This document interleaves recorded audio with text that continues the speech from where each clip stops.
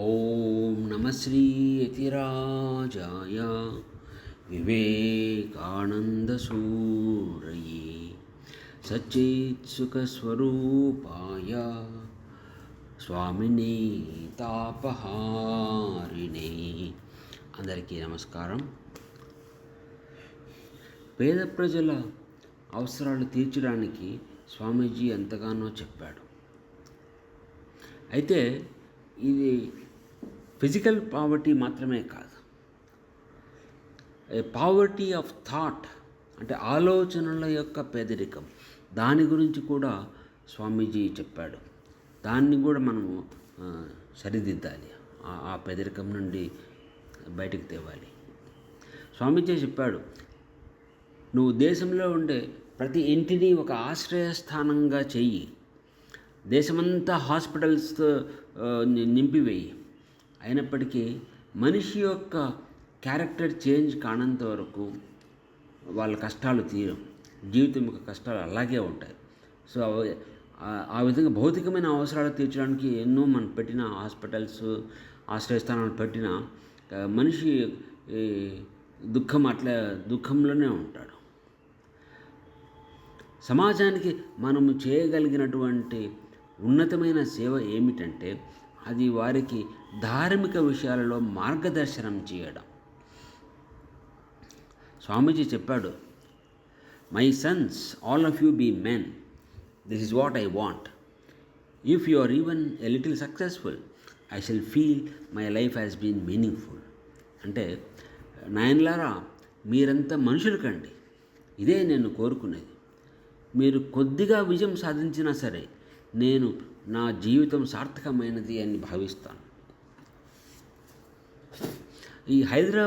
ఇటీవలే ఈ హైదరాబాద్ మఠం యొక్క గోల్డెన్ జూబ్లీ సెలబ్రేషన్స్ సమయంలో ఒక స్వామీజీ చెప్పారు ఏమంటే, ఈ రామకృష్ణ మిషన్ అనేది ఈ స్వామీజీ యొక్క ఎక్స్పెక్టేషన్స్ కంటే బాగా ముందుకు వెళ్ళిపోయింది. ఉదాహరణకు రామకృష్ణ మఠ్ హైదరాబాద్లో రోజు 600 మందికి అన్నదానము చేస్తారు.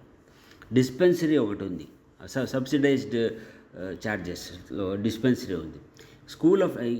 ఇన్స్టిట్యూట్ ఆఫ్ లాంగ్వేజెస్ ఉంది. సో వీటి ద్వారా జనులు ఎంతగానో ఉపయోగపడుతున్నారు వాళ్ళ జీవితంలో. అంటే వాళ్ళ భౌతిక అవసరాలు తీరుతున్నాయి వీని ద్వారా. అయితే అంతకంటే ముఖ్యమైనది ఏమంటే, ఈ మూర్తిత్రయం మరియు స్వామి రంగనాథానందజీ యొక్క సాంగత్యంలో వచ్చి జనులు తమ జీవిత విధానాన్ని ఒక ఉన్నత లక్ష్యం కొరకు మార్పు కలిగి ఉంది. వాళ్ళ జీవితంలో మార్పు కలిగి ఉంది, ఒక ఉన్నత లక్ష్యం కొరకు మార్పు కలిగి ఉంది. అది ఇంకా ఉన్నతమైనటువంటి సహాయం మిగతా వాటికంటే. దానాలలో 4 రకాల దానాలు ఉన్నాయి. అన్నదానము, ప్రాణదానం అంటే మెడికల్ హెల్ప్, విద్యాదానం అంటే ఎడ్యుకేషనల్ హెల్ప్, చదువుకోవడానికి సహాయం చేయడం, జ్ఞానదానం అంటే ఆధ్యాత్మిక జ్ఞానాన్ని ఇవ్వడం. వీటన్నింటిలో ఈ జ్ఞానదానమే అత్యుత్తమైనది. దాని తర్వాత వచ్చేది విద్యాదానం, అంటే చదువుకోవడానికి సహాయం చేయడం, ఎడ్యుకేషనల్ హెల్ప్. తరువాత వచ్చేది ప్రాణదానం, మెడికల్ హెల్ప్. ఆఖరణ అన్నదానం. ఈ జ్ఞానదానం అనేది ప్రాణదానం కంటే ఉన్నతమైనది. ఎందుకంటే మనిషి జీవితంలో ముఖ్యమైనది జ్ఞానం. దాని మీదనే మనిషి జీవితం ఆధారపడి ఉంది. ఇంకోటి ఏమంటే, మన ఆశ్రమానికి వచ్చే వాళ్ళలో అందరికీ ఆ విధంగా ఈ భౌతిక అవసరాలకు తీరకుండా అలాంటి పేదరికంలో లేరు. వచ్చే వాళ్ళలో భక్తులు వాళ్ళంతా స్పిరిచువల్ సీకర్స్, ఆధ్యాత్మిక జిజ్ఞాసులు. వాళ్లకు జ్ఞానం కావాలి, ఐడియాస్ కావాలి. సో అటువంటి భక్తుల కొరకు కూడా మనం మన యాక్టివిటీస్లో భాగం చేసి ఉండాలి. ఈ పావర్టీ ఆఫ్ థాట్, పేదరికం యొక్క ఆలోచనల యొక్క పేదరికాన్ని కూడా మనం తొలగించాలి. స్వామి వీరేశ్వరానందే చెప్పారు, మనం పేద ప్రజలకు సేవ చేయాలి మరియు ఈ మధ్యతరగతి వాళ్లకు ప్రీచింగ్ చేయాలి, భావ ప్రచారం చేయాలి వాళ్ళలో. ఎందుకంటే ఆయన చెప్పాడు, మనకు వచ్చే వర్కర్స్ అంత వాళ్ళ మధ్యతరగతి వాళ్ళ దగ్గర నుంచి వస్తారు. వర్కర్స్ అంటే స్వాములు ఆ మధ్యతరగతి కుటుంబాల నుండి వస్తారు. సో వాళ్ళలో మనం భావ ప్రచారం చేయాలి అని చెప్పారు. జనులు 3 రకాల జనులు ఉంటారు. ఒకటి ఏమంటే పూర్తిగా మెటీరియలిస్టిక్ యాటిట్యూడ్, భౌతిక దృష్టి, ఆధ్యాత్మిక దృష్టి అనేది ఏమీ ఉండదు. భౌతికవాదులు కంప్లీట్గా, ఎటువంటి ఆధ్యాత్మిక స్పృహ ఉండదు.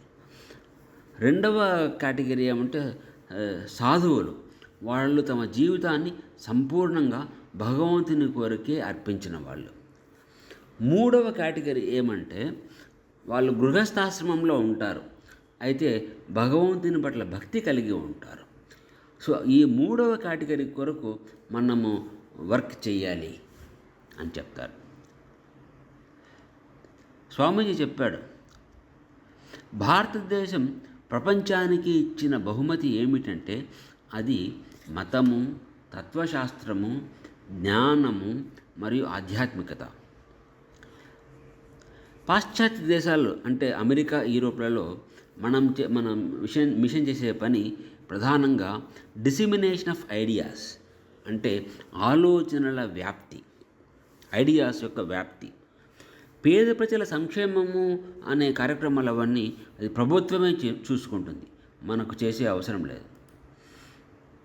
స్వామి సుహితానందజీ మహారాజ్, మన వైస్ ప్రెసిడెంట్ మహారాజ్, ఆయన చెప్తుంటారు, ఇంతవరకు మనము సమాజం యొక్క భౌతిక అవసరాలు తీర్చడానికి కృషి చేశాం, సేవ చేశాం.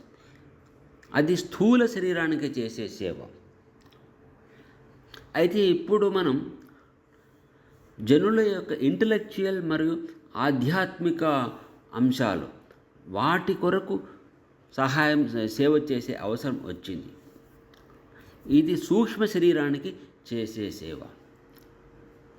స్థూల శరీరానికి చేయవలసిన సేవను, అంటే భౌతిక అవసరాలు తీర్చడానికి చేయవలసిన సేవను అది dedicated volunteers and the staff వాళ్ళ ద్వారా చేయించవచ్చు.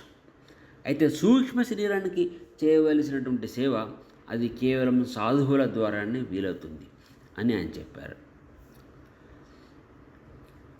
ఓం జననీం శారదాం దేవీ రామకృష్ణం జగద్గురుం పాదపద్మే తయో శ్రిత్వా ప్రణమామి ముహుర్ముహుః.